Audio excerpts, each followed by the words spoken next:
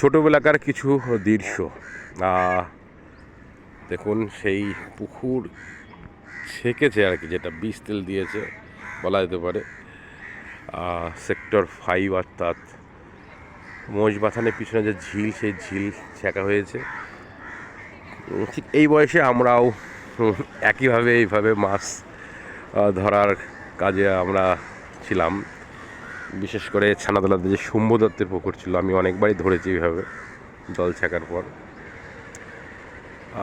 শহর হোক গ্রাম হোক, শৈশবের স্মৃতি খুঁজে পাওয়া যায়। সে শহর বলে পাওয়া যাবে না তাই নয়, স্মৃতি ভেসে ওঠে এবং স্মৃতি সব জায়গায় থাকে। স্মৃতিতেই বিগত দিনের কথাগুলো মনের আঙিনায় ভেসে ওঠে। আজকে এত সুন্দর একটা জায়গায়, এত বড় ঝিল, চারিদিকে ঝিল, আর এখান থেকে ঠিক পূর্ব দিকেই সাউথ কলকাতা যে ক্যানিং সোজা, সেই দিকে পুরো এই ধরনেরই জলের সব ঝিলের অবস্থান।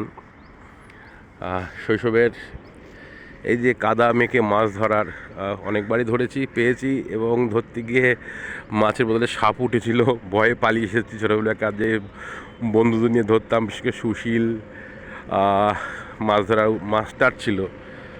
সেই সব স্মৃতিগুলো ভেসে উঠছে। খুবই ভালো লাগলো আজকের এই দৃশ্য দেখে।